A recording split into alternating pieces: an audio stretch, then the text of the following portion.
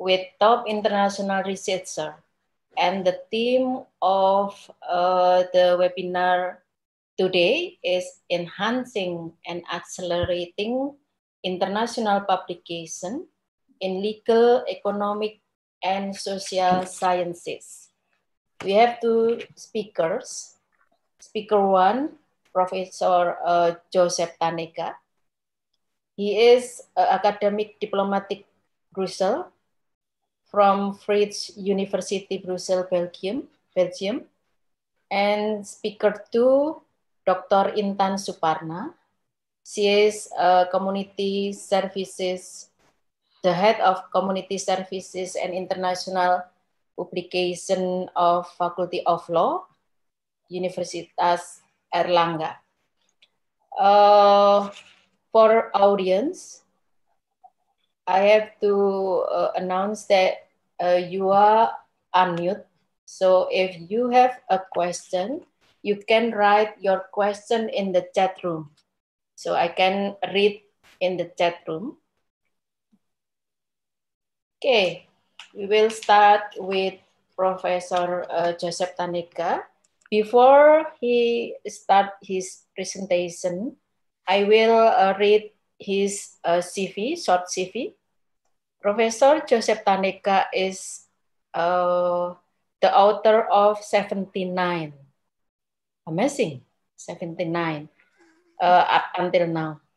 79 peer review publication in law published by world-leading publisher, including but not limited to Oxford University Press, Columbia University Press, and NYU, including 16 books and 52 articles and chapters. He is a world-leading authority in international financial law and bring real world knowledge from his professional experiences as former deputy attorney for the state of Hawaii, former senior investment banker with Nomura Securities, director of Rich Consulting and thought leader for financial institution and capital market of Ernst & Young, London. And he is a senior legal consultant to the international finance. So I think with the short CV, this is reflected that his expertise for our team today, how to publish an article in international journal, especially in legal, economic, and social sciences. So you have 30 minutes, Prof. Joe. You can start now. Thank you. Thank you, Professor Koswani. And also, thank you for everyone who's here. I think you're all over the world, so it's kind of amazing to me. And I'm very, very happy to give you my 2 cents, my little contribution on how to publish in these technical kind of journals. Now, I want to start off with a personal note so you know that you can do it yourself. This personal note is really my experience in terms of publication. So I think all of you, I'm sure when you hear my personal note, will be encouraged to start your own publication trail. First of all, I had no idea at all. No, I mean zero, maybe negative idea about how to publish a technical work in an esteemed journal. My background, as the professor kindly exposed, is that I was more, not academic when I was much younger, but I was much more professional. I was a Deputy Attorney General for the state of Hawaii. And my first job at the age of 24 was to be in-house counsel to the largest department in the state of Hawaii, which is the Department of Social Housing and Welfare. But how it links to writing is that I got a lot of practice writing. So in my first job, I would produce approximately, it was a huge amount of work, but approximately 250 pages of typed legal briefs, memoranda, and so on. A lot of legal writing every week, around 250 pages. Another thing about, so I did a lot of practice. I had a lot of practice in my early years. I decided to go to Oxford. Oxford accepted me after having been rejected by every college. They finally accepted me. And when I went to Oxford, I was really quite amazed because my tutor told me that I had to write an essay every week. So I was really scared. I thought, oh my God, that's going to be really hard. But then he said, no, don't worry. I mean, yes, it is very hard. You have to write 5 pages a week. So I thought, oh my God, this is so easy compared to my legal writing, which is 250 pages a week. All I had to do was produce 5 pages. But what my tutor didn't really tell me at that time was that actually the 5 pages was after I did research, real research, reading approximately minimum of 5 books, up to 7 books per week. Now, these are not small books. These are not little pamphlets. These are really big books. So there was another discipline that I learned, not just producing a bunch of legal language, but I had to be able to, how can I put it, summarize, get the essential thoughts, come to my own conclusions, and do it in a very, very efficient way. So there's one of the things I thank Oxford for was being able to write really short essays about a lot of stuff all at once and making that essay coherent.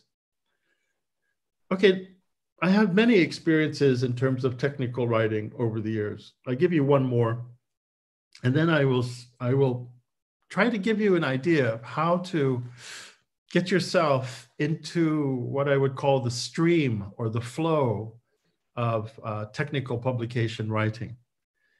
One big project that I did was for the European Commission. And in that project, I was the main project finance consultant to the Russian Nuclear Ministry. I know it sounds like James Bond, but literally that's what I did. And so I fixed a program over a couple of years with the Russians where I basically gave them a template about how to write what we call in the industry bankable proposals. Now, the bankable proposals, interesting, I had to create a document which in effect was a manual on how to write these bankable proposals. And I was happy to say that that manual was translated into Russian and actually given out to over 1.3 million people. So I had, in my own little way, I had, I think, an effect on the way those types of proposals were written. In effect, there's a kind of formula that you have to follow. There are rules in terms of writing, especially technical writing, if you wish to enhance and accelerate your ability to be published by these high-tier journals. And mind you, I just really want to encourage all of you, even if you have no idea, but you're just curious about how to do academic writing, that you can do it. You can actually start ground zero without any publication at all. But I think there's a particular way that you can do it, and it would be more efficient and effective. So let me try to do that, give you a sense of how you might do that now, practical advice. Oh, one more thing about the Russian nuclear project. at the very end, my friend and I, we wrote a document that was 1,200 pages. There was an evaluation of the Russian nuclear ministry. And it was based upon all the data that the Russian nuclear ministry gave to us. But at the very end, and this is a really important point for you guys as well, out there being an academic and they're committed to truth. At the final stage, I thought to myself, do I really want to publish this? This is a very important point.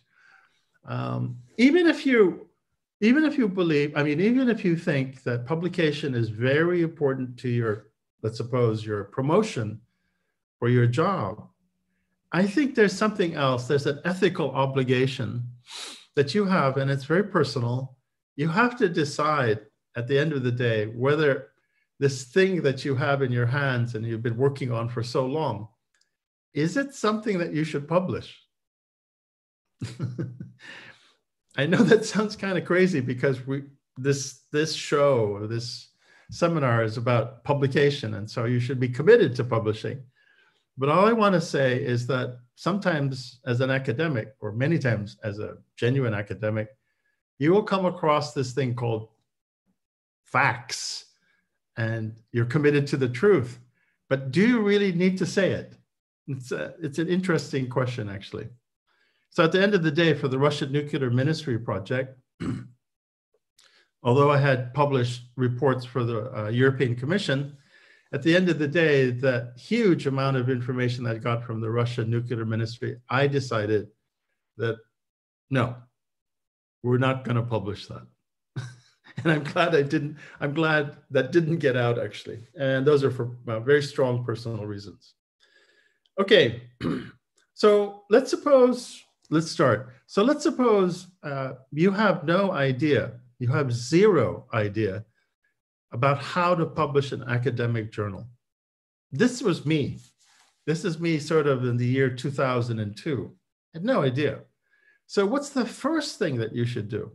Given that you have no idea how to publish and you've never done it before, you've read a lot of journals, a lot of articles, books, lots of books because you're an academic, but you have no idea how to publish.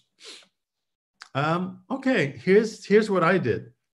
I spoke to a colleague in the law school who had actually published. That's point one. Go meet your colleague. There must be someone there who has published. And go there and say, hey, hi, let's have some coffee or some tea. And I'd just like to ask you some questions about how to publish. I was very lucky. I spoke to a guy, a professor named Jason Chua, who is a really distinguished professor in maritime law at City University Law School. He currently is there. And Jason looked at me. He didn't even let me sit down because he was so busy. So he said, look, you want to publish? I'm an editor of these journals. Send me something and I'll consider it. This is a very important point. So because of a conversation I had with someone who had knowledge and experience and current practice in the field of publishing articles, because he was an editor of a journal, editor of journals, he just gave me a really simple idea. Just do it. And here's some journals. Look at what we've published, and you'll have a sense of proportion about what kinds of articles we publish, the size, the number of words, in terms of the intensity of research. You can see how many footnotes these articles, or no footnotes, who knows? So you just do it practically. You find someone who's published, you ask them how do they do it, and if you're lucky like me, I spoke to a person who's the editor of journals. Okay, the truth is also that he wasn't an editor of really high-level journals, okay? They were almost trade journals, trade law journals. So these are journals that are meant for practitioners in particular areas of law. For example, there might be shipping law, there might be nuclear law, there might be, I don't know, SME law, who knows? But there are journals all over the place, and maybe they're not so highly ranked. In effect, they're trade law journals. Well, to tell the truth, these trade law journals are always looking for, they're always looking for material to publish. It's not like they have a whole bunch of people in a queue, authors, trying to get in. So you have another little advantage, is that these journals are actually committed to publishing stuff, but they don't have enough stuff. So you have a chance. And I also had the other fortunate experience then, is that this is a colleague in my law school. So I could merely just go to his office and get advice immediately. Oh, blah, blah, blah. What do you think of my article? So you get immediate feedback from someone who is in the rank and files of publication. This is extremely important, because if you get feedback from colleagues, which is pleasant or kind or whatever, but it's not going to actually help you get closer to publication. You really do need advice, dare say some kind of relationship or even friendship with someone who can help you publish. All right. Okay, so I then started doing these short articles. They're a bit random in a sense that there was not a particular field of just law in general. And because I was, my legal experience is really broad as a litigator and as a guy who used to write legislation, I really didn't care. But I wanted to publish, and so it started off that way. After a year or so, I realized I really wanted to dive deep into one area of law. Now, I consider, so the first step in your ability to publish is to find someone who can help you. Okay, who? Answer the question, who? The second step is you really need to have a very deep, world-class, absolutely top-class area that you want to mine, fertilize. You want to be the person who's the action hero in that area. Just do everything you can possibly do in that particular field or narrow subfield. So I was lucky because I got interested in financial law just as financial law became notorious, i.e. about 2004, 2005, 6, 7, and then right into the credit crisis. So because I was so interested in this, I'd gone to conferences, presented at conferences. This is also very important because you not only present your ideas, but you get feedback from peers, or let's say seniors, who have experience in publication. And I was generally blessed because I would be going to these conferences and I would meet the authors of papers which I really respected. So I met the authors personally and had some kind of association with them, and we started doing, at least some correspondence or emails. And because they knew of my interest and they were so kind, I could just communicate with them. And from my perspective, at that point in my academic career was, wow, I'm really lucky because these guys and gals are way up on the mountain. Anyway, I committed to being, to writing in this area of financial law around that time. And when the credit crisis came, I was in the process of finishing a book. So you see, steps by step. And in my efforts to write that book, I actually gained traction in an international community. For example, we mentioned Oxford. Well, I knew the academics at Oxford working in this area. NYU, I knew them. Yale, I knew them. It's just amazing, you know. I didn't intend to know them in the beginning, but because of my interest, because I wanted to dive deeply into the subject matter, it was just normal, okay? So where you are now, if you haven't written anything and you're like, oh, wondering what you need to do, let me review again. First step is find someone you believe who can help you. It's someone who is a general editor or something like that, and has published a lot. That will help you.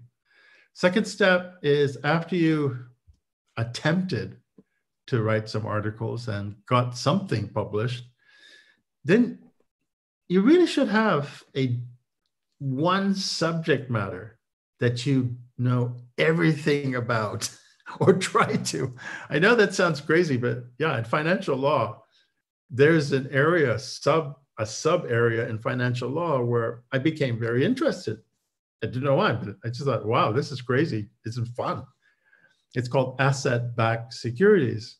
So when I started writing and promoting these ideas on asset-backed securities, to give you a sense of proportion, in 2006, asset-backed securities was the form of finance for publicly held debt that represented approximately 74%, 72%, can't remember the number, of all publicly issued debt in the United States. So it's trillions and trillions and trillions of dollars.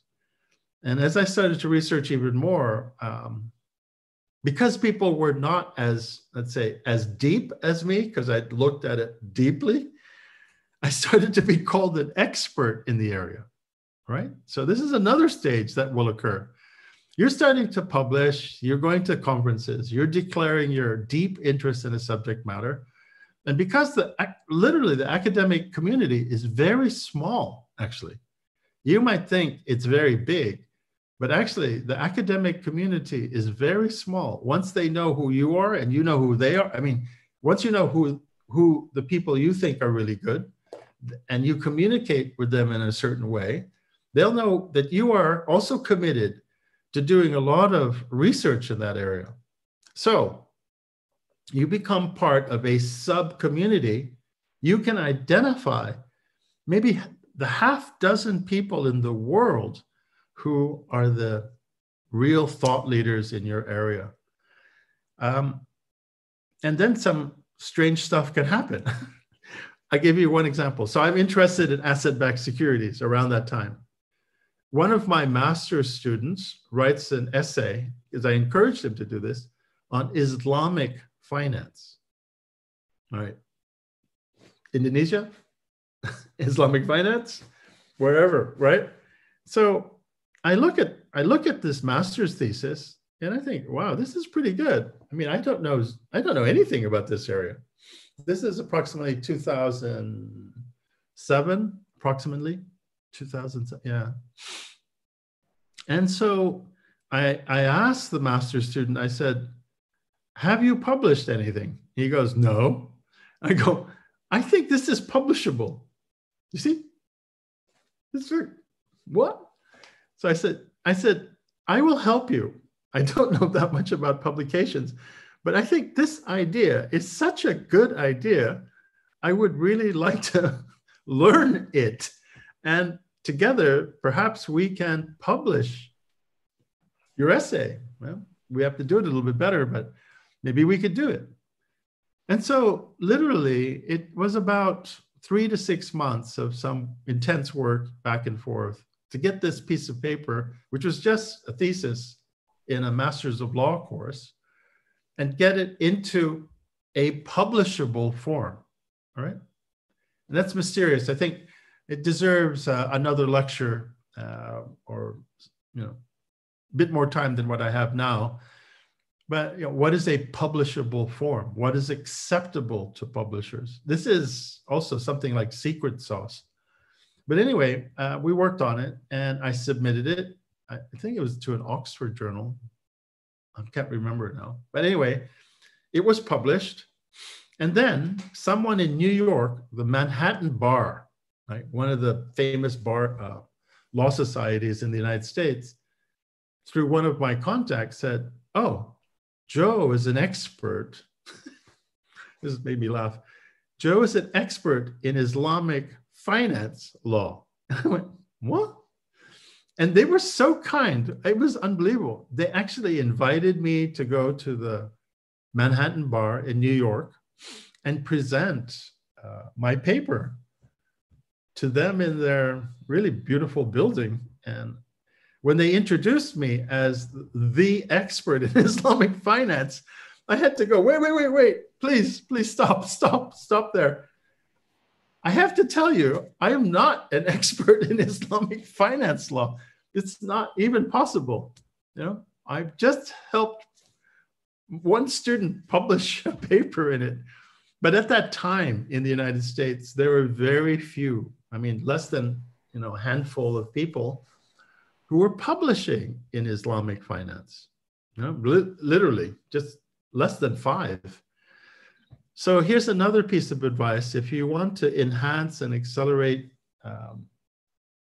your power, let's call it that, your power to publish in journals, besides deciding on one particular field or subfield to know everything about, if you can actually find something new, something original, something which very few people are actually talking about, maybe that will take you over the line. Maybe at that point, some of the prestigious journals who usually just kind of doing a lot of the same stuff over and over again, maybe that will help you go over the line. But anyway, after about 2009, 8, 9, I was committed to editing and writing some big books. I got invited to a lot of conferences all over the place, Europe, the United States, some parts of Asia, so on. Then your reputation grows. And with your reputation, in terms of your publications, you basically can go to these conferences, and that's really nice. But anyway, it's step by step. That's the main point that I really want to say. It's step by step. You can start from zero. You can get to know those people who are important to you for publication. You can publish something to get started. It's like practice. And then you need to be committed to some particular area or field or thesis that everyone else in the world will know that you are the expert in that particular domain, okay? And then life continues. I mean, after 79 publications, I don't know if I'm going to do an 80th publication. I get asked to do lots of stuff all over the world. And at this period in my life, I kind of decline most of them. I say it's unfortunate, but I really want to be semi-retired. I'm doing so many things anyway as a retiree. And then I guess the last bit on the edge of the rainbow is you can choose. You don't have to have this continuous pressure. Oh, I got to publish something because I need to get promoted or something like that. You can actually, at this level, decide which things you really want to publish. And hopefully that's good for you and humanity and everything else. That's all I really wanted to say. I wish you the best of luck. And if there are any questions, Professor Khosrowani will, I guess, direct them. Anyway, Thank you very much for giving me the opportunity to talk a little bit about how to enhance and accelerate your publications. Really, you could start from zero, go all the way up. Thank you. Thank you, Prof. Joe. Interesting. Okay, before question and answer, maybe we can have the speaker too, Dr. Intan. Bu Intan. Okay. Yeah. Okay, thank you, Bu Anti. Thank you, Yeah, Joe. you have 30 minutes. 30 minutes. 30 okay. minutes, okay. Yeah. Joe, we are expecting a lot of from you actually. Maybe you can on it when the participants are giving you questions and then you answer it. So my presentation actually is more to technical thing, because you might write something beautiful, you might write something amazing, and then, or maybe you do research that everybody admit it's a brilliant idea, but suddenly you got turned down by the journal just because of you are doing something wrong when you are submit that. It happened a lot. I work as the head of the unit in my faculty. Since 2016, I supervise some friends of mine to submit an article to some journals. They have a very good journal, but a very good article, but then it's the journal is rejected because the single minuscule mistake when they are submitting. So today, actually, I'm going to share how to solve, solving technical problem. Say, I'm going to Joe has said in the beginning, how to solve technical problem in publication, because sometimes I know Ibu Anti write a very beautiful article, but suddenly she took 2 years to get accepted because just one single mistake, Ibu Anti, a name, something like that. So it has to repeat it again, etc. So now I'm going to share experience in supervising and helping my colleague to submit the article in a certain journal or in journals or international journal in general. First, you need to know how to choose the right journal. There is two different kind of a journal, general and specific. For example, in the legal and social science, there is humanities and social science review, which is actually general. And then specific, for example, International Journal of Law and Technology is a very specific. It's about law and technology. Anything else will not touch it. Then you have to read carefully the aim and the scope of the journal. Sometimes the aim and the scope of the journal is so delicate, so specific. So if you have a manuscript that is different, slightly different with the scope and the aim, they will refuse it. So you have to read carefully the aim and the scope of the journal. And then after you read all the aim and the scope of the journal, then you need to compare, see the most published articles in that journal. I have once experience in helping one of my friends to submit a journal about the legal issue of economic integration. In my opinion, economic integration will be very, but then I saw most of the articles are about the European Union. So it means that journals only accept the idea or the article about the European Union. And then you have to read careful the author guidance. It is sometimes when I help my friend, helping my colleagues to write the article, they just take it for granted about for example, citation, reference. In Unair, we get used to with Chicago style. Then once we have to write in Harvard, they feel like, oh my God, I cannot do that. That's something that you need to know about that. And then use template if it is provided. Some journals providing the template for us to write directly on that template, so it makes it easy. It makes us easy to write article directly to the template. But some journals do not provide the template. How to solve this problem? Of course, because you are reading other articles, then you can see how the authors write the articles for that journal. So then you can see what is the font they're using, how many spaces, and etc. etc. So it means a lot of work to do. But yes, because otherwise, once you submit it, this minuscule mistake will make your beautiful article rejected. So this is how to choose the right journal. And then submission alert. Today we know that most of the journals are using online submission, but some of journal also using email submission. Yeah, online submission, it's easy, but it's difficult to follow because once you submit wrongly, it will, the journal will refuse your article. For example, you submit your name wrongly and then you just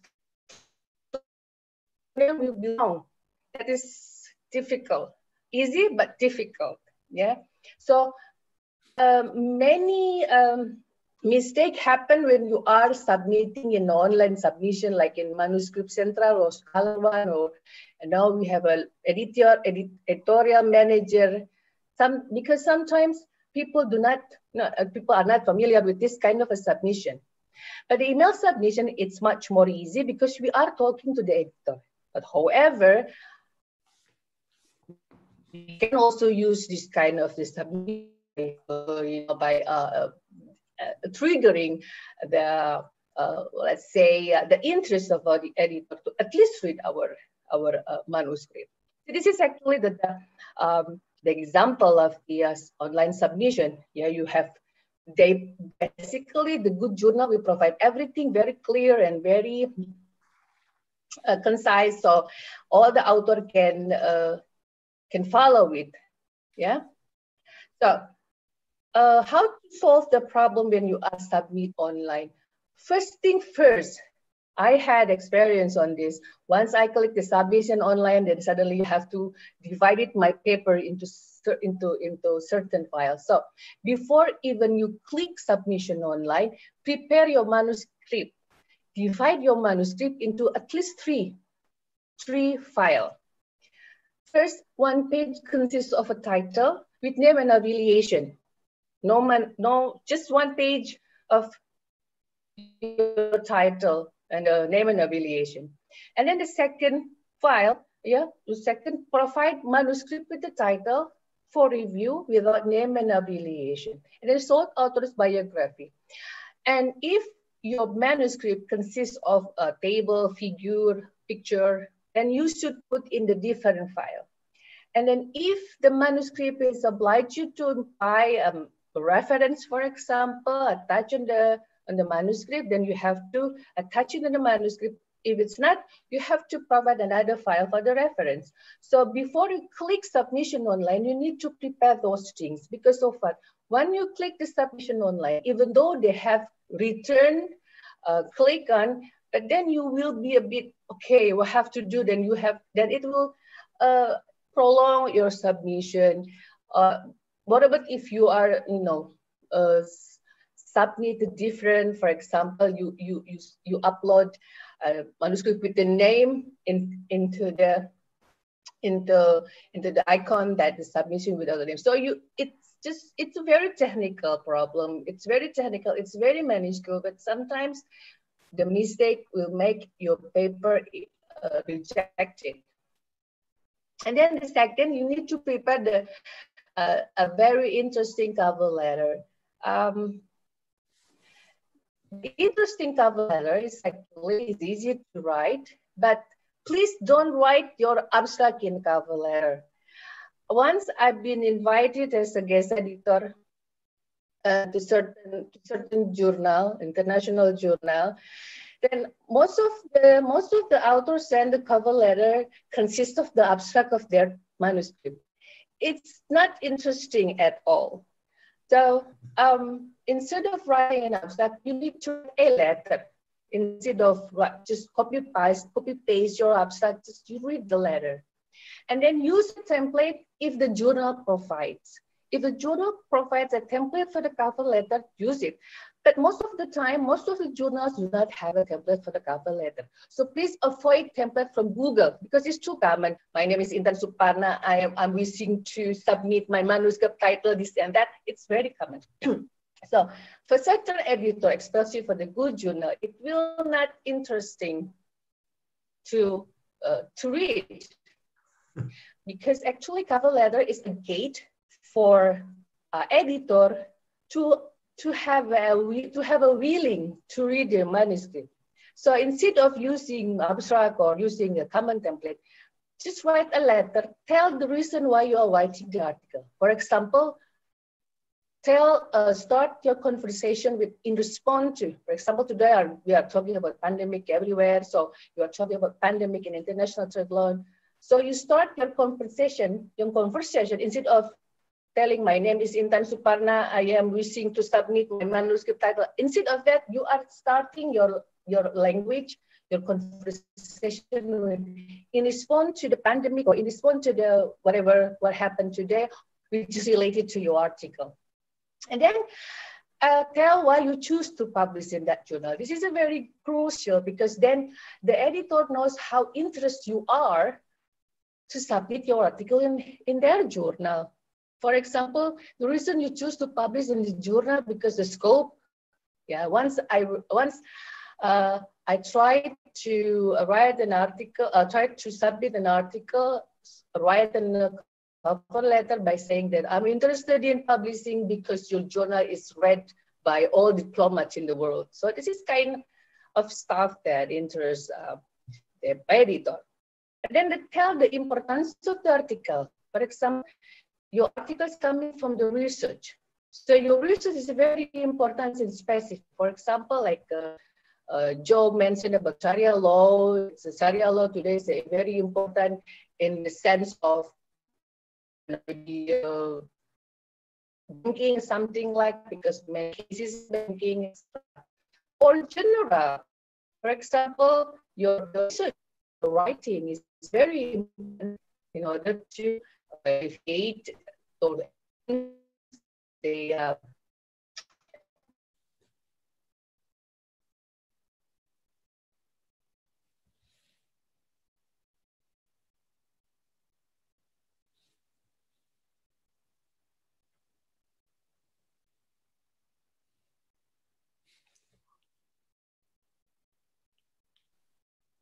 Hello, Intan. Yeah, I lost her as well. Hey. Where is Intan?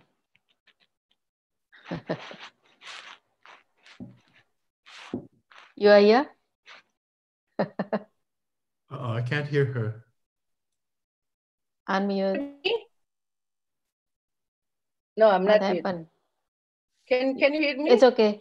Yes. Yeah. Can you hear me? So okay. I Yes. think I have to stop. I have to stop my video, and then because yeah, it's too heavy for me, and then yeah, it happened to a lot of stuff. Okay. So then I will again share my I'm going to share my presentation. You still have my presentation? Not yet, yeah? No. No, it's just Intan written on a black screen. Yeah, because if I'm using a video, I'm using the camera, it is quite heavy for my internet. You know, we are living in this country. Yeah. Okay. Yeah. Did everybody see it? Yeah. Yeah, I can see the letter. I can see it. Yeah, this is the example of the cover letter I talked about before. Instead of writing a short cover letter, you just write a letter to make a conversation to the editor. Like, for example, I'm writing a cover letter for editor in, I don't remember what kind of a journal this is. I'm explaining what is inside of my head and not explaining a whole manuscript. So it will trigger the curiosity of the editor to read my manuscript. This is the example. And then, well, after the manuscript, and then after the editor is accepting our manuscript, and then they will send our manuscript to the editor, sorry, to the reviewer, then it's come a review. The first thing you have to read carefully the reviewer comment. I start my publication in 2008. I think it starts since I was since 2008. Yeah, I got a lot of rejection. I got a lot of review and etc. etc. The thing you need to know is to read careful the review comment, whether it's online or the email. Yeah, and online it's from the application. You know, you have to answer the question and etc. Or email, you know, directly you have a conversation with the reviewer. The good journal will have a good reviewer. The reviewer usually give a comment or suggesting. They're giving a suggestion to read materials, the structure, etc. I remember I wrote something with Ibu Anti. Remember Ibu Anti? We wrote something in the nuclear ban treaty. And then the reviewer gave about 10 pages of reviewing our article with all the reading materials. Because we don't have much time, we didn't really do that. I remember in 2017, yeah, we didn't continue. So this is very bad because we didn't continue because we don't have really much time. And then communication, a good reviewer through editor, open for the communication in case the author finds difficulty to follow the review. My last article from the ASEAN Yearbook something, we have a very good communication with the review because the review wants me to write something as they want. So this is the communication it's better. So in the case of rejection, a good reviewer will provide suggestion to enhance your article, and you need to follow it because any reviewer have a capability to give idea or suggestion for you to enhance your article. Or a good journal will suggest you to submit your article to other journals. This is coming from my experience supervising or helping some friends of mine of submitting article in some journals. For example, this is a review using email. So the reviewer or the editor is directly asking me to review certain area and to revise certain area in my manuscript. So it's easy for us, or easy for me, to have a conversation with the reviewer in this case. Okay. And then another thing is, if reviewer using the online application, it means you have to submit your revision paper through the online submission. This is quite difficult because you cannot have a conversation with the reviewer. Yeah. And then editors sometimes give a chance for you to revise again until 3 times. But once 3 times, you do not fulfill what the reviewer wants, then they will reject your paper. This is a bit difficult if you are using online reviewer. And then, so tips, be punctual.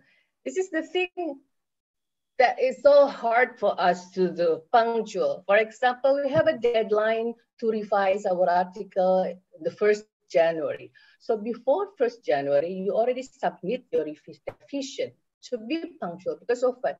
Because editor has, busy schedule to answering all the papers, all the articles, and submit to the journal. This is the thing you need to underline in case you want to submit your article to the journal. And then submit all the requirements when you submit your manuscript. For example, funding. If you research based on the funding from RKAT or from LIPPJHKI or from anything, you need to emphasize it and you need to report it to the journal. Otherwise, there will be a legal consequences in that. Or if you agree or not or disagree to pay publishing charge. Some journal requires us to agree or not agree to pay a publishing charge. So we have to do this. And then agreement with other authors. This is quite delicate because sometimes one article written by 5 authors. So some journals, a good journal, usually require us to provide an agreement with the other authors because you don't want to have conflict of interest. Or agreement with third parties in terms of you are using the data from third parties. So for example, you are doing research, you got the data from one or two institutions, you need to get an agreement from that institution that they agree for you to publish their data. Because it's very important for the journal not to have a legal consequence in the end of the day. And after acceptance, yeah, you need to sign the copyright contract. Some of the authors do not understand this consequence. So the copyright contract or author publishing agreement is very important when your article is about to publish. Yeah. For example, this is my last paper submitted, published in Taylor and Francis. So the last but not least, the last, and it's very important, when we got rejection. I think I got rejection so many times, and also if I got acceptance, I have time to write. I don't have to refile the paper because I don't have much time. But once you get rejection, don't give up, because the reason of the rejection usually full schedule of publishing. Some editors do not explain the reason why you reject your paper. They just write, unfortunately, we cannot accept your paper, period. But mostly because full schedule of publishing. Maybe this journal has 100 articles in 5 years or in 2 years, so they don't have slot for any new articles. This is something common. That's why your article is rejected. Or unfit with the aim and purpose of the journal. Sometimes you see the journal the title of the journal seems like fit with my article, but then actually it's not fit with the aim of the purpose of the journal. The good journal usually will give the reason why they refuse your article. Yeah. But if you don't get the explanation why they refuse the article, so it means that sometimes it's unfit with the aim and the purpose of the journal. Or the research is out of date. For example, because too many similar publications with similar topics. Today, with everybody is talking about COVID-19 in many perspectives. Yes, but then when I read some articles about COVID-19, they have similar data, similar argument. So sometimes the journal will not accept it, like what Joe had said before. Write something interesting, write something that different. You need to be indifferent for that, yeah? Or maybe your paper is unstructured, but actually rarely. In 2017, I submit my students' article, and they said the paper is unstructured, and we need to revise it. So this is rarely, but sometimes it's the reason of rejection. And the last, because the poor English, usually the editor will give a suggestion, use proofreader. So this is my explanation to add up what Joe has said in the previous presentation, about how we actually can solve the technical problem in publication. We always face a technical problem in publication. And as I told you before, the minuscule mistake, technical in publication, sometimes will end up of a rejection to the journal. Then, okay, and this is end up my presentation. I return it to Ibu Anti. Thank you very much. Assalamualaikum warahmatullahi wabarakatuh.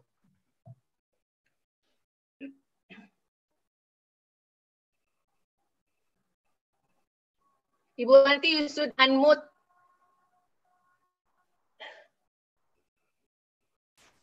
Okay. Yeah. Can hear you. Yeah. Actually, Bu Intan speak exactly 30 minutes. Okay, there is one question, but before the question and answer, maybe everyone still thinking about the question. I have a question for Prof. Joe.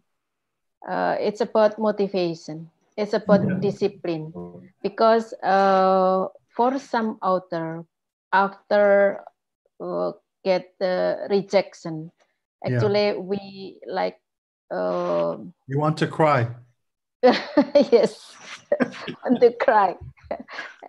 This is very, very difficult to move on, to have like back to work again, and then do some research. Yes, actually, when they reject, they have some feedback, but sometimes the feedback is difficult to do it, because it's beyond our capabilities or something like that. So do you have like a suggestion for the author concerning motivation and discipline, or what did you say here? Like maybe speak to someone or something like that. Yeah. Thank you. No, this is a very important question. Thank you for that question. I mean, as Dr. Itan said, she received many rejections. If I were to put the rejection letters on my wall, I have to buy another house.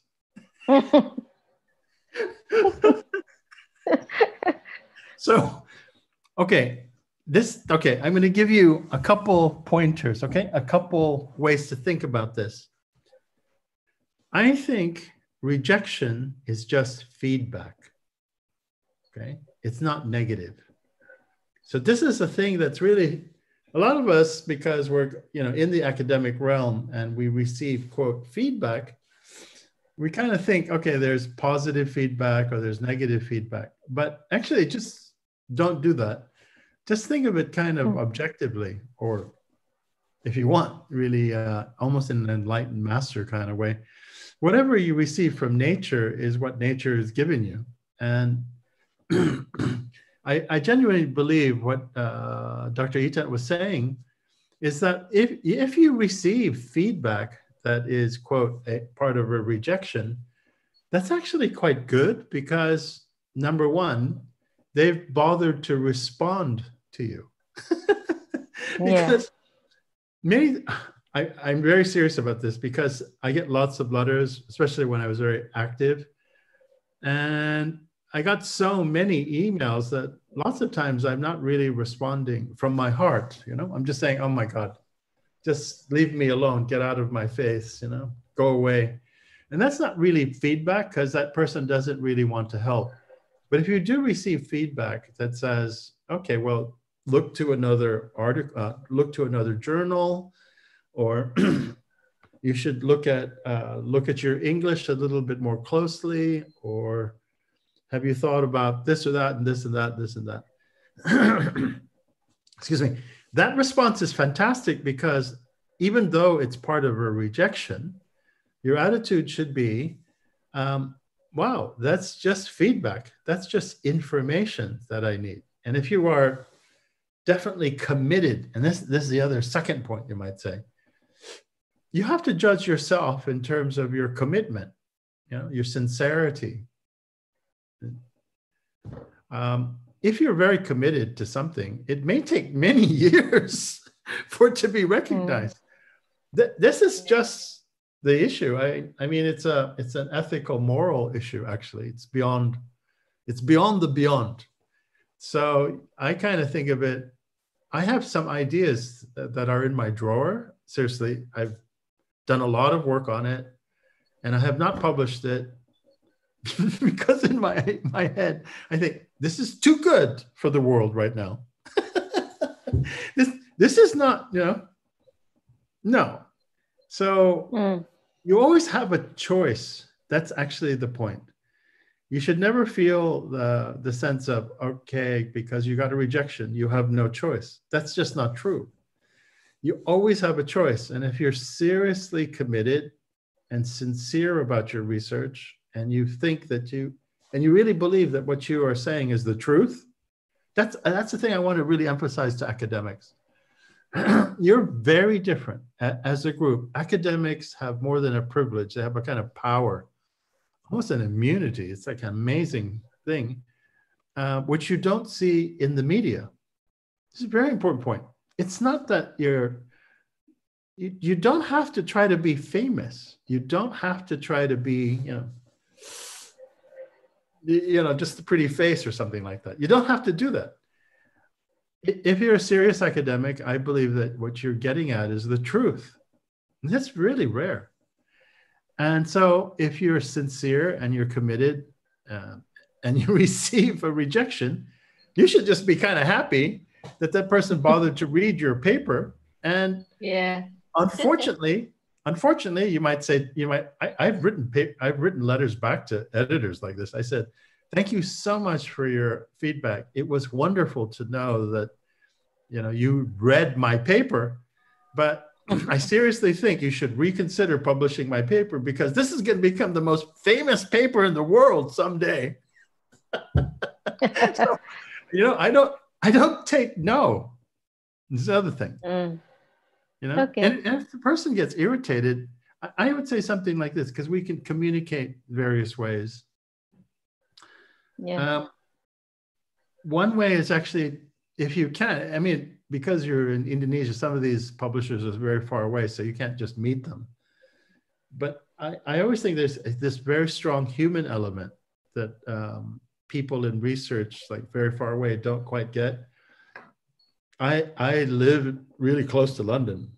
I was in London all the time. People come to London all the time, traffic. So if you're blessed by being in the right location physically, you can always meet these people. So I would say, final thing on rejection letters is to say something like this. Okay, I've just thought of this. Okay, I haven't done this, but I just thought of it. So you get this terrible rejection letter, but this journal is very important. And maybe this editor is a blocker, a blocker. Really, maybe they're just too tired of stuff. Who knows? And then, I'm kind of crazy. I kind of think of really crazy things. And I said, dear da-da-da, I think this issue is so important that you should devote an entire journal issue, an entire volume on this work. And if you do, I will get all the other authors who I think are very important in this field, and we will create a special volume for you. So you don't take no. You just go the other way. Go crazy. Go crazy. You didn't recognize this. Yeah. And then you say no, you don't. I'm sure that this is such an important issue that it deserves an entire issue. And I will be the general editor. I used to do this. I say, okay, no, I'll be the editor for the special volume. Did you? My article will be at the front, blah, blah, blah.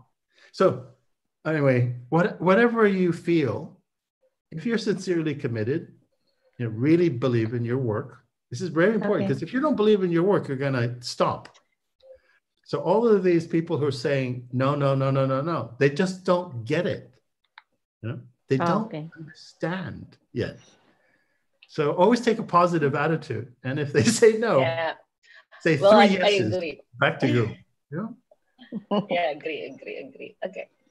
So anyway, it's a long answer, but I've done some of these tricks and they actually kind of work, and like really strange stuff. So I thought, oh yeah, that's a great idea. Why don't you become editor for, we'll give you one volume. Yeah. Yes. Thank you, Prof. Chu. Yeah. I think we have one question for Prof. Chu, Bu Nilam. PPJI maybe can unmute Nilam because she want to ask you directly. Okay. Thank you. Thank you, Ibu Kusrianti, for giving me an opportunity to ask a question to Professor Joe Tanega. It was a very excellent presentation, Professor Jotanega. Well, I have a question for you. As a beginner writer, author, sometimes I have a lot of ideas. And then when I started to write a paper for an academic paper, there are some particular issues that I need to take account when I write an academic paper, such as the footnoting, the system, and the languages. I mean, not English language, but an academic English language, what I mean. So what do you think that I should do? Because when I started to worry about those things, I become not concentrating in the main idea of what I'm going to write. So sometimes I feel like, oh my God, this is very frustrating. So what's your suggestion? Which one should I prioritize? Whether it's writings, edits, and then later on I will edit it, or I take note on those particular things such as footnoting system and structure and everything. So please give me your suggestion, Professor Taniga. Thank you. Okay, that's an excellent question, actually. Okay, let me approach it like two different angles, two different ways, okay?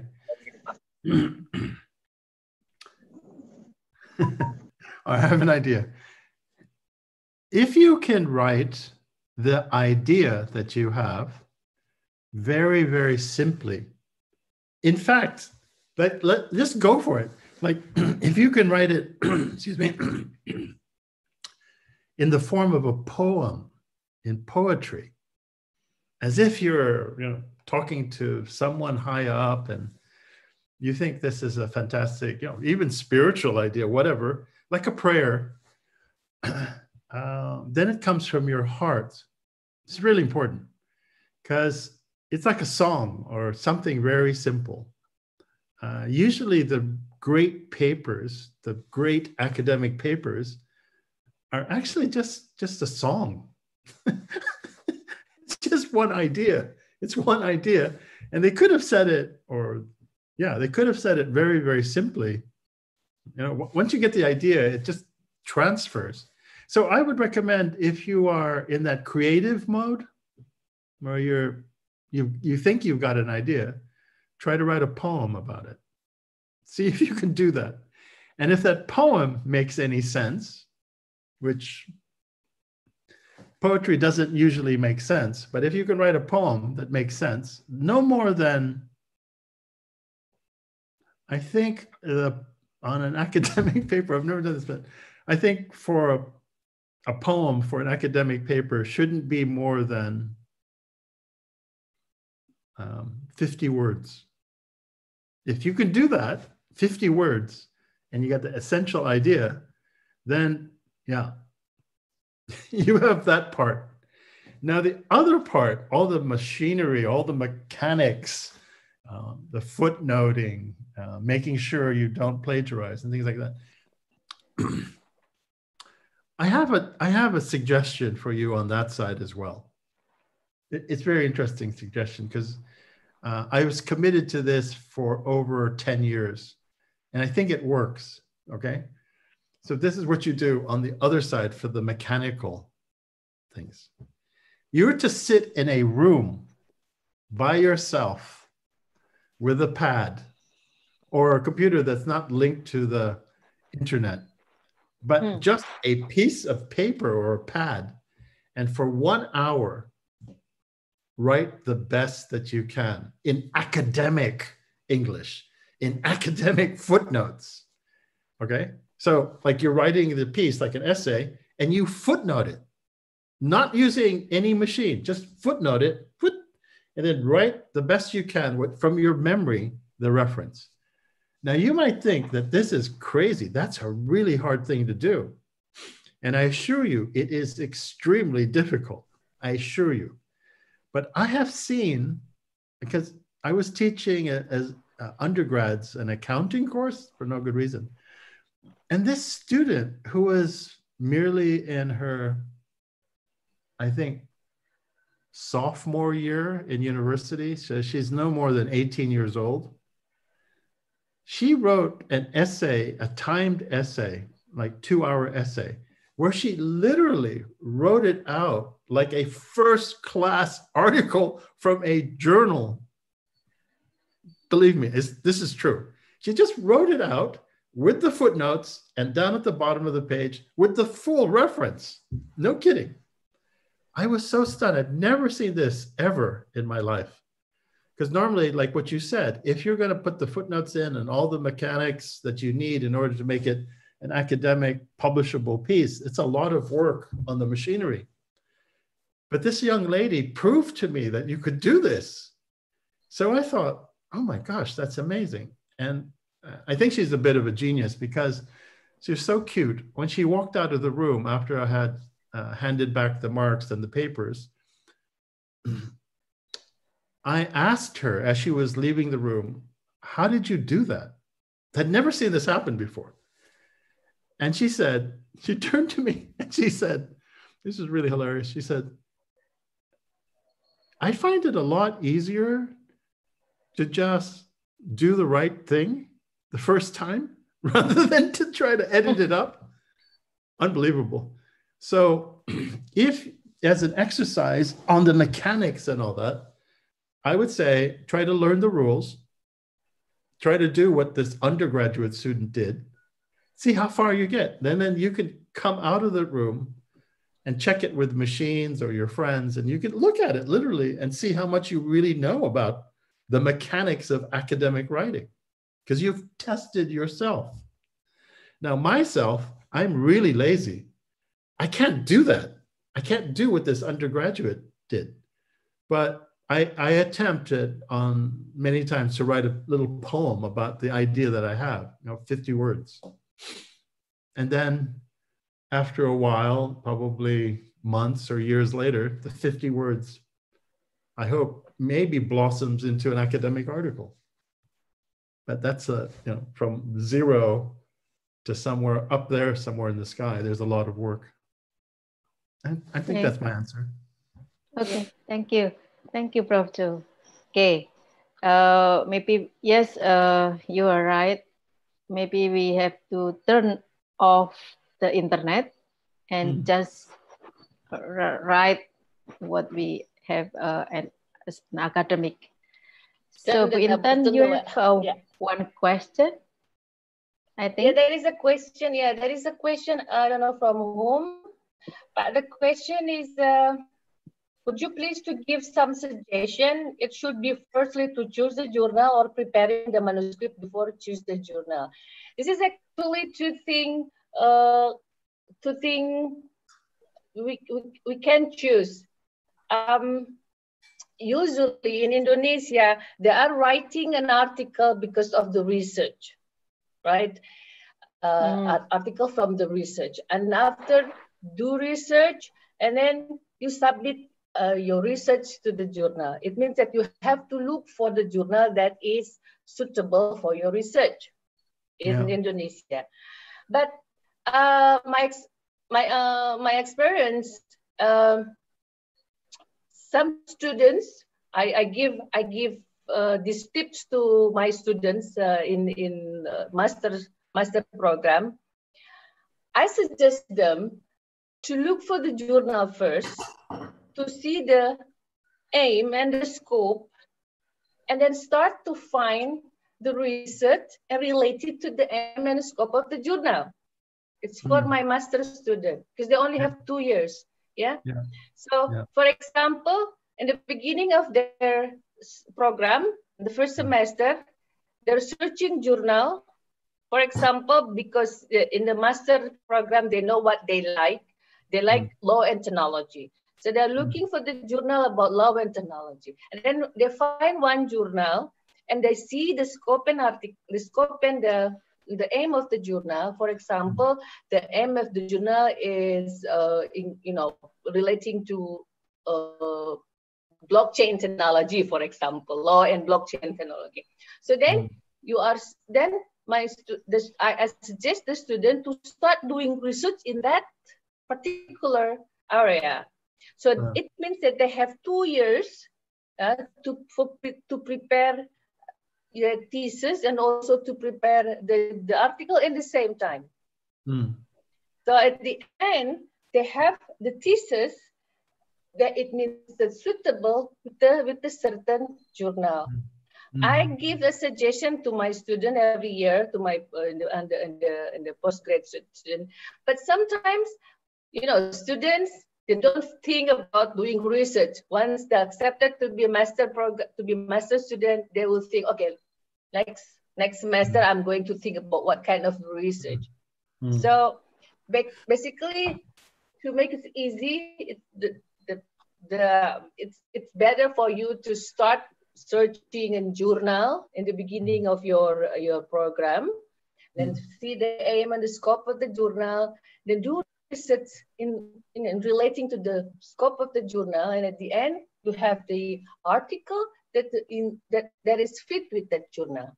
But for a professor, for us, it's quite difficult because sometimes we have a research that the research is, it's with a current issue. Like, for example, me, one couple years ago, I am so interested in blockchain technology, Really?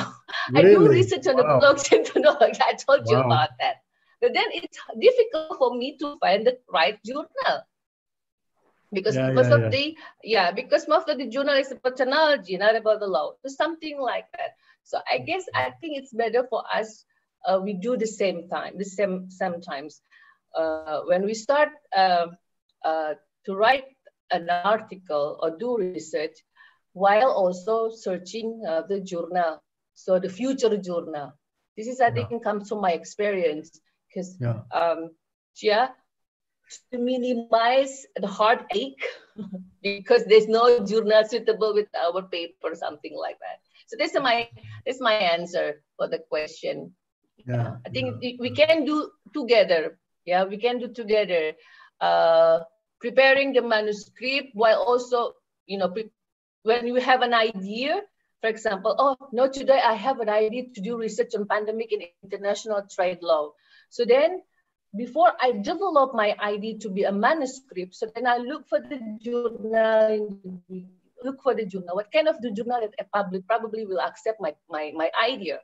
So once I found the journal, there is a World Trade Journal was talking about the current issue of international trade. So then I start doing research and write the manuscript. So at the end of the day, once I finish my manuscript, the manuscript is suitable with the journal I propose, something like that. Okay, that's my answer, Ibu Anti, for the galaxy something. I don't even know. Okay, thank you, Bu Intan. Prof. Jo, there is one question from audience, Ibu Hermin Tridayanti in the chat from Narotama University.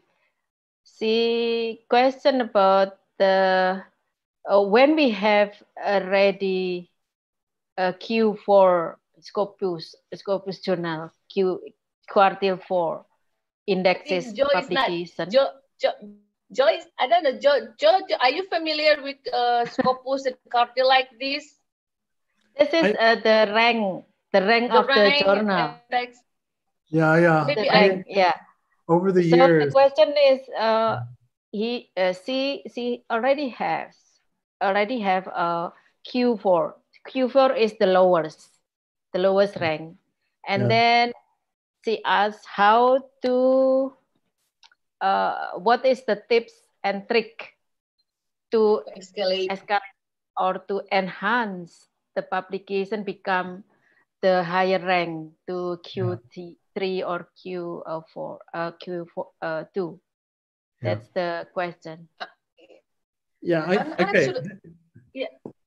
Are you familiar with this rank? I once last year I explained about this. Yeah, it is very Indonesian, you know, but it's in Europe. No, We don't really it's around the planet, recognize it. actually. Yeah. This not Scopus Indonesia. thing is around the planet.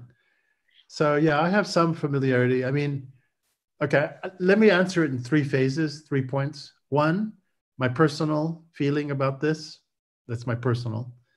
Second is what I know other people do in order to do this, in order to answer that question. And then third is a more objective way of solving this problem. Okay, 3 levels. So personally, I don't care. Okay. I told you that. Yeah. No, but you got to understand why I don't care. You have to understand why I don't care about Scopus and all this stuff. Because I think that's just a vain, a bureaucratic, administrative way for people who, like governments who dole out money to academics to kind of try to control the academics, okay? So generally speaking, I'm very critical about this stuff. And if you were to hear me in a really big public debate, I'd be vehemently against this kind of classification. It comes down to almost racism in my mind, all right? So that's my personal view. The second thing is more practical. So like, let's say the person who has the question of moving from Q4 to Q2, whatever. The answer there is actually you need to get to know, and this is really a program that I would love to help initiate. You have to understand the 2 words, research, publications. Those 2 words are actually not one. They're 2 completely different functions or completely different islands. So research is all the good stuff that we normally love to do and want to do for the good of humanity. The research, which is our attitude there, is that we're going for the truth. We're trying to unearth facts and give a truthful perspective, at least on these facts or these laws. And that's research. Okay, you can never, no one could ever tell an academic, is a strong belief in my mind, what you should publish. This is just me, okay? But I know from my own research, when people say, Joe, you know, I don't know whether that should be published or not. I said, I'm not worried. It may take about 300 years before people understand this. because the stuff that's true takes a long time to get embedded in the culture. So unlike, I mean, there's like a spectrum. Let's say on the left, you're really going for the tradition, what I call the academic tradition that goes way back thousands of years. So there's this class of people who are teachers. And what are they teaching? They're teaching the truth, full stop. So whatever that is, that's way on the left side. On the right side, there's this kind of bureaucracy. I mean, this could be a paper. This bureaucracy that tries to control our thoughts by classification. I mean, in some literatures, we call this the sociology of power or whatever. So as an academic, in full gallop in publications, we have to be aware of this spectrum. You know, we're academic institutions, because they're beholden to amounts of money that come descending to us so that we can live an academic life. We have to be wary of that level, because if we end up just shooting for journals because we can publish in them, that's not the right attitude, I think. Actually, that's a wrong attitude from a personal perspective. It's not practical, maybe you think, because that's not going to help me get promoted. But really, seriously, it's wrong. It's not the right thing to do. So, okay, so in that frame of trying to move your article from Q4 to Q2, why bother? Seriously, why bother? Because you should think, why Q2? Why can't I just elevate it to the best journal on the planet Earth? My attitude was really funny. I mean, when I started to publish, I didn't have any, all these people were on classification stuff, and I just ignored it. You know, I just made calls into journals, and I'd go to conferences and I'd meet people, and it's really just like making friends. So my attitude towards journal publications was not this bureaucratic hatchet job, you know, like this cutter, and you're on the block and you're a piece of meat and you're being cut. I really had no attitude. I have no patience for that. I just thought of it as a human endeavor to make friends, like do stuff that makes, you know, your life happy.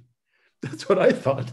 But yeah, I really hate the idea that someone else who knows nothing of my work classifies it, thinks it's a Q4 or Q whatever. I mean, what the hell is that about? I just get really angry. I said, you don't know anything about what I'm doing. How dare you even say that it's low or high? You have no sense of proportion. So why should I even bother with that? Anyway, that attitude, I think, is kind of fiery. So I don't wish for people to follow that because it's just personal. But you can actually move from Q4 to Q2, I think, quite easily by getting to know the editors. Full stop. Get to know the editors. Who are they? Have conversations like what Etan was saying, you know, have a polite letter of entry, start to, you know, have some kind of community support too. This is another bit that I strongly emphasize for you guys. For all those people out there, there's like hundreds of you right now, and they're trying to get published and wondering how you do it. You got to remember you're an academic community. You're not alone. It's really important. If you think you're going to publish just because you're a lone gun genius, you know, like you're a big brain genius and you have this great paper, forget it. It doesn't work like that. The academic community doesn't work like that. You're part of a society and a subgroup of groups and groups of people. So you need to enter the community. Just like you would a party or something, you know, that's why I think of it. You're going to meet other people, and some of them are going to be very helpful, and other people you never want to meet again. But basically, you got to go into the academic community. So to move from Q4 to Q2 is actually not that hard if you're building your community. I assure you, it is actually quite easy.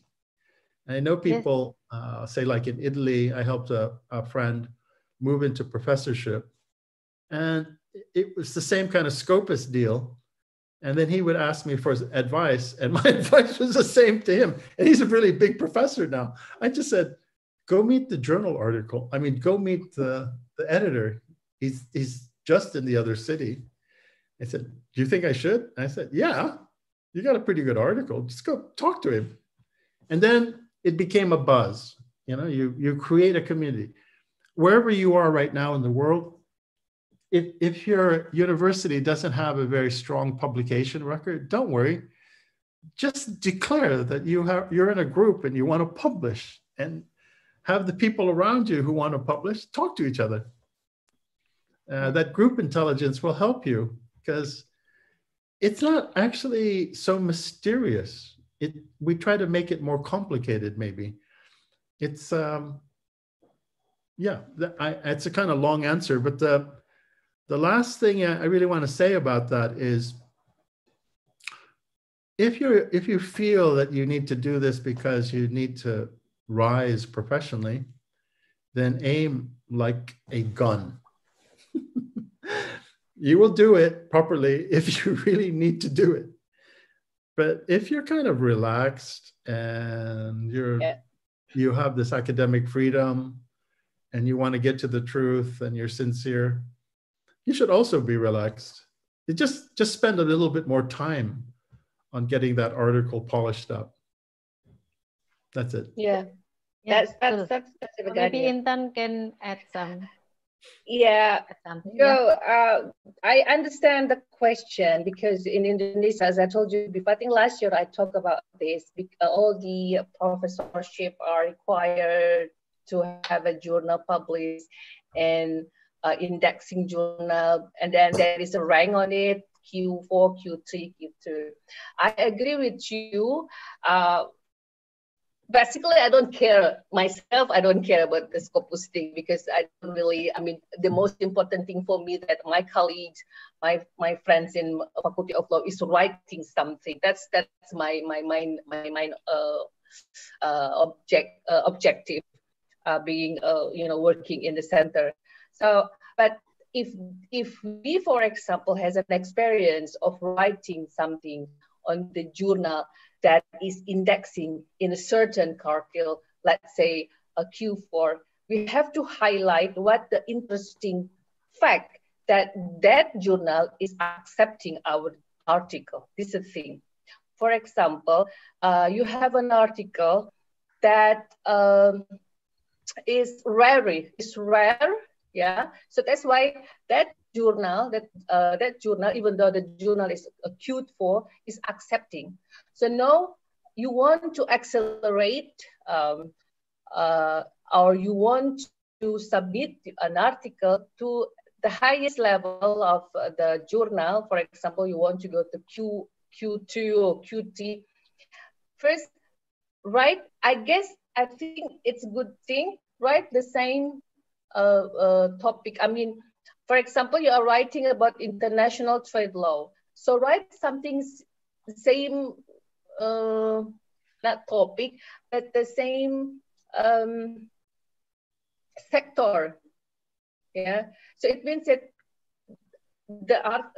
when you are submitting your article to the Q2 or Q1 journal, they will track your, last paper, last publication, and they'll track that you are actually an expert of that, the first. And the second, it's much more easy for you to develop your research from your previous article. For example, your previous article that is submitted or that is published in Q4 is about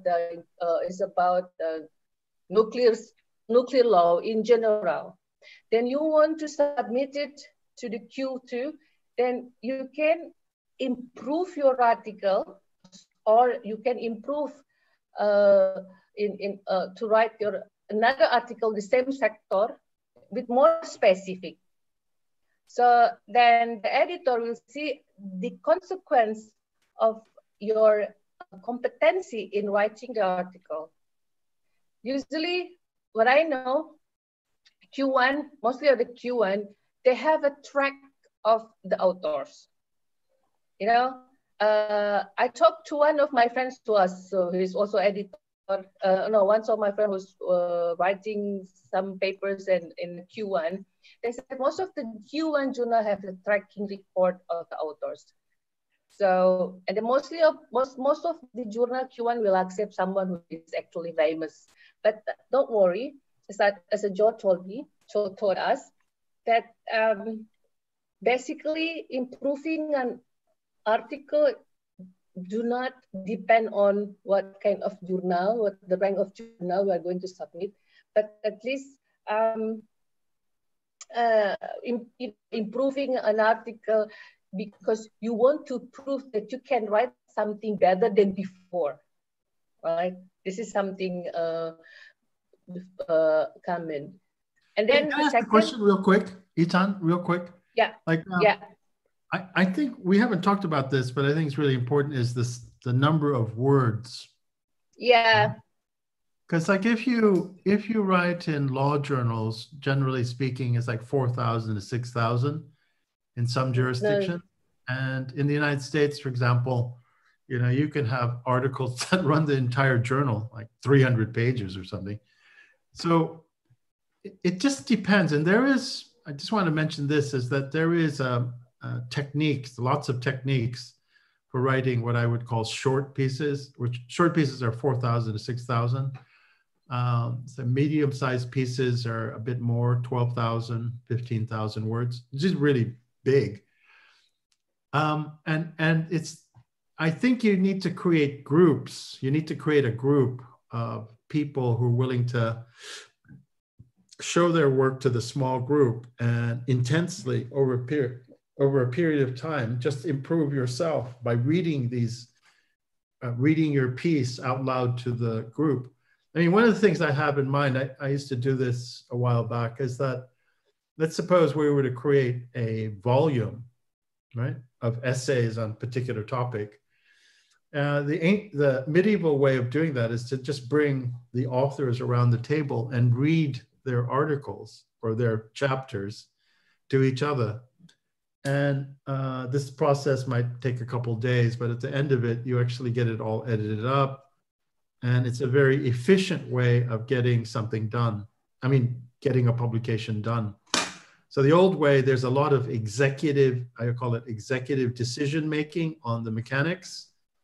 And I think when you're a young author, you don't understand that you think that everything has to be done kind of piecemeal. But actually, it's like a board meeting. Everybody goes to one place, or there's one place that the decisions are made, and they're made very quickly. So, you know, the effort isn't over 2 years. The effort is actually in 1 day or 2 days, and the decision is made.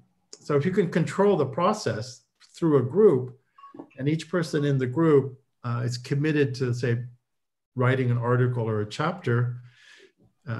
I know we talked about this last time when I was in Indonesia, but if a university were committed to that, then one part of that research is to make sure that group, the understanding of all the mechanistic stuff around a research paper is done in a semester, and then get people around so that good knowledge and best practice can be spread around. But I have to emphasize the second part, which is what most young academics, and I dare say a lot of faculty members just don't get, they don't understand it, is that the publication side of research, that actually is a completely different thing, okay? It's not the research you know from writing in a room by yourself or on the internet, blah, blah, blah. It's actually what I would, a better label for it to get to its essence is to call publication, the publication part of research publication, marketing, okay? So this is just not in the rule book, because you're not taught that. You're just not taught that. You have to learn on the job. That's what I'm trying to tell you. And I was just blessed. I was very lucky because of the people I knew. And I started to see that it was like, it's just like a marketing process. There is a field of buyers and sellers, you might say. And unless you know what the buyers are thinking and what the sellers are thinking, you really have no hope. It's really, really limited in terms of probability to get something done which you think is really good. But by understanding what publications is about, all those soft rules, and all these ways of contacting and communicating with people and setting up, basically you need to set up the framework for your article to be published. And that's way beyond, it's way beyond writing the article. Literally, I mean it. You have to set up the framework so that the publishers or the editors in the sky realize you are the one for the subject. And I actually used to do stuff like this. So I would actually reverse the buyer and seller so that publishers or editors would come at me saying, oh, Joe, we hear you're doing this thing. Can you write it for us? And I would just always say no.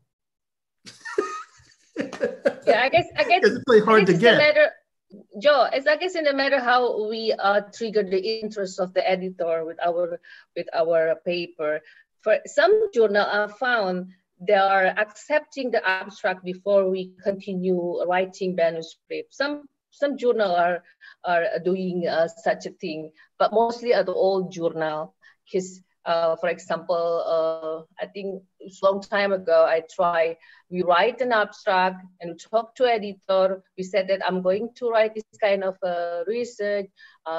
Do you agree to support me to develop this as a manuscript? So they said, oh, your abstract is quite okay, and then please develop to be a manuscript. Then we have a communication. I think we have a good communication. I think we have experience with Ibu Anti writing an article, start from sending abstract to editor, and then the editor feedback.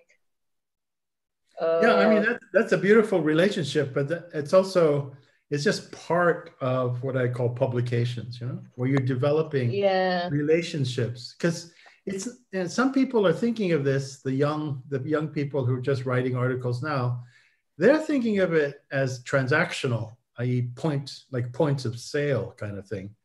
And actually, I don't think that's the right attitude, because the people that I know who've been in the business for quite a while, I can just talk to them now. You know, they know me, I know them. We can talk about ideas kind of informally. And you need, that's part of publications. That's not part of research. Get it? So you need to be very clear what you're doing. Because once you've got a piece, a little product, you're trying to sell it, using that terminology, into a marketplace. So how can I put it? When you're old like me, you just have friends all over the place, but you're trying to develop friends in the publication world. You're not thinking of them as just being over the counter and transactional. You know, you could just go over there, have some tea, talk to them, da-da-da-da-da-da. That's the There attitude. always a problem, Joe, is for the Indonesian writers, it's quite difficult to do that, to do such a thing with the editor. Yeah. But the connection probably. I don't think so. No, I don't think so. Because what I've noticed since COVID, which is really different from my life, is that in COVID, what's happening is a tremendous number of Zoom. Like, this is a good example. It's a very good example. You know, we're on Zoom, and people from around the planet, I'm sure, are coming in, looking in, and this has been not possible in a normal conference.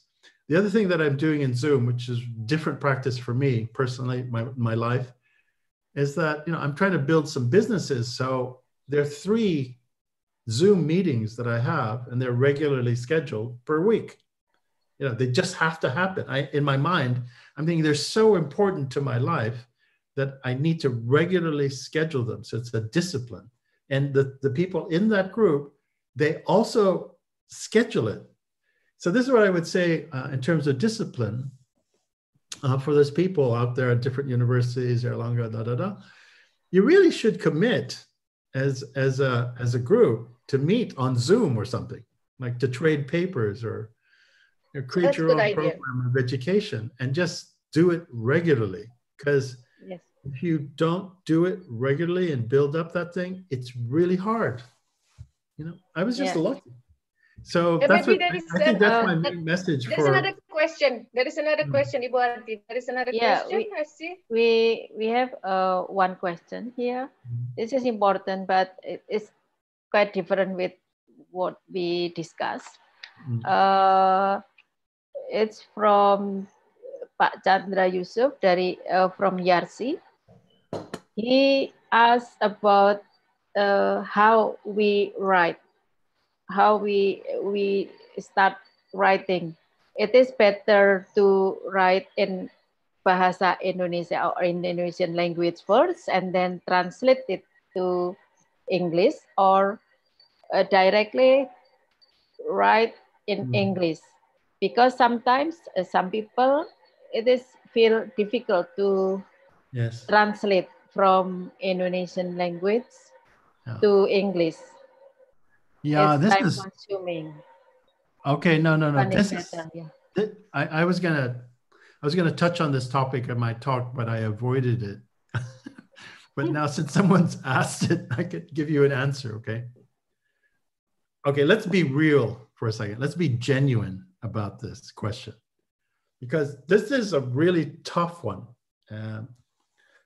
So English, to me, for me personally, is my second language. All right. But I started speaking English when I was 3. Age 3. I'm not going to tell you how old I am. I'm too old, but it took me a long time to become an English speaker stroke writer. And when I think about all these previous experiences in trying to learn English, or I studied philosophy at Princeton, and I did lots of courses in English literature, and I tried to learn Latin and Greek. I tried to, learn the basics.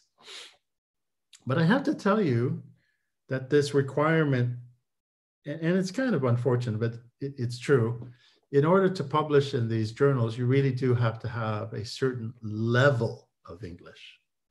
Okay, I want to give you some ideas of how to get to that level. And this is probably obvious. And I haven't researched this, by the way. It's just my idea, okay? I haven't researched, so I don't know. I think when we look at academic English, you need to learn how to do what's called expository writing. All right. Now, what does that mean? Most people don't even know what that means in English. So, but expository writing is just as objective and third-party kind of writing, where you, the ego, your personal self, just disappears from the script, from the writing. If you're not used to doing that, you need to practice. And it's under this academic label called expository writing. I was really lucky when I was a high school student and taking classes at the University of Hawaii, where I had a master, a teacher, who told me this. I had no idea what it is. And he gave me a book and he said, learn how to do that. So it's a specific skill. It's not just like, okay, maybe we translate it into English and okay, maybe, maybe that English is good enough. No, I'm going to say definitely no. Don't do it that way, because that will fail from a standard level of expository writing in English. So I would recommend that if you don't know how to do expository English writing, that you need to spend at least one semester on it. Okay, I'm also an advocate for legal writing because I come from that discipline of legal. So I know that in Airlangga, you guys are really good at mock trials and things like that. That's fantastic skill. Remember what I said is that when I was a young lawyer, I was writing 250 pages a week just as a lawyer. And so I'm used to just churning it out, pushing it out. So I would say that if you're committed to having a small group or a group of learners of how to publish research, a research publication group, that you actively engage in writing every week something, and you get feedback on that something that you wrote. It may be red marked or whatever, but there's no, from how to write an academic paper from English translation into English, that's going to miss. It's not going to work. So I would say that's just a waste of time, because the English skill that you need is also very specific.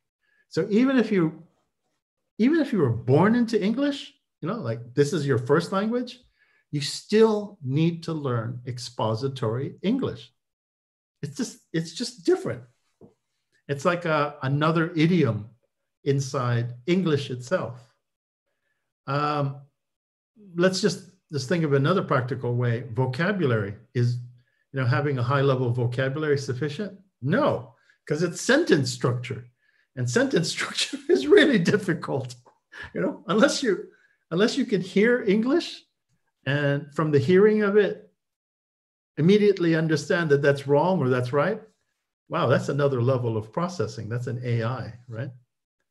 So yeah, for whoever asked that question, it's a longer way, to learn expository English rather than to just translate Indonesian to English. But I have to say quite determinedly that if you do it that way, you will never get to that level of English that you need. That's unfortunate. I say to my students when I was teaching quite actively in London, I had hundreds of students, and many of them, maybe 80% of them, are English as a second language. And they would ask me the same question, and I came up with a kind of formula for them, because I don't have time to teach them expository English, too busy.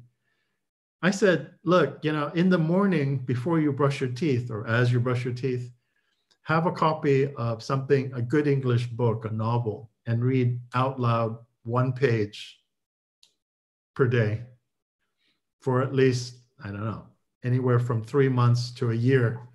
And every day read like Jane Austen, Pride and Prejudice. Or if you're really, really, really high level, you might look at Gibbon, the history of Roman civilization. by the way, just as an example of what the highest level English, for my opinion, is, if you can read even, yeah, but more spectacularly, if you could write like either Jane Austen or Gibbon, then you're at that level where, you know, you've made it. But those are very high levels. And the journals that I have published in, you know, like Oxford, NYU, Columbia, it's just a given that you can write in that level. It's just it. So I think if you're taking out even a Scopus and just thinking what is the level of English you need to know, it's non-trivial. It's a skill that you have to do. And that's why I say it would be best if you could at least start a group wherever you are and try to come up to that level. Then you don't have to have this problem of trying to translate Indonesian into English. That's just not going to work. Anyway, that's my opinion. Yeah, thank you, Prof. Joe. Intan, you want to add something? No? Just 1-2 words. Yeah, I know it's quite difficult to write directly in English, but as Joe told me, just as we said that it's okay to write in Indonesian in the beginning, but try to insert some words, explanatory, yeah, insert some words that we know. For example, the ordinary words we know. So it will become a mix with Indonesian and English, but then we are getting used to it with the words of English in our paper, something like that. Or as Joe told us, that we need to have a supporting group with the students or with the assistant or any other, then we can create a link to support, just for example, is one paper to develop in the good English. Yeah, because we have to remember legal English is very difficult. Even you go to the translator, it will be very difficult and it will be different.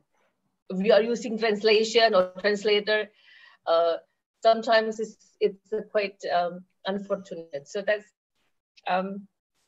the thing that we have to do is actually practicing. Yeah, I'm practicing my English since 5 years old, so that's maybe because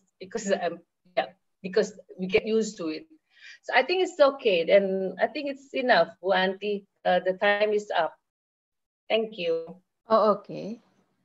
So this is the end of the webinar. Do you want say something, Prof. Joe? Oh, I just want to say thank you to you, Dr. Khosrowani, and Dr. Itan. I want to thank you so much to actually give me a chance to say a few words. And it's really wonderful to see you alive and well. Yes. Well, you have a different outfit now, yeah. No, that's really great. Yeah, so, you know, in the future too, I'm very happy, you know, if you guys have an idea of how we can continue. I mean, even the Zoom thing, I think, is really interesting. You know, if you had a group of people who are committed to trying to write an academic paper for publication, you know, like the proposal that I sent you guys, something like that. But we're at a distance, so you know it wouldn't be as intense. But some kind of regular meeting or something like that would be great. Anyway. Okay. Sure. Yes. Thank you. Thank you. Yeah. Thanks so much. Great idea. Yeah. Thanks to everybody in the audience, by the way. Yeah. Yes, thank you, Prof. Joe. Thank you, Okay. Dr. Intan, and thank you, audience, joining us. So we now in the end of the webinar, and we will maybe we will have one more like a webinar series like this, hopefully. Yeah. And yes, thank you. Wassalamualaikum warahmatullahi wabarakatuh. Good afternoon. Waalaikumsalam. Good afternoon. Ciao, ciao. Okay. Bye-bye. Yeah, bye. Bye, Prof. Joe. Bye, Joe. Bye-bye. See you guys. See you. Keep healthy.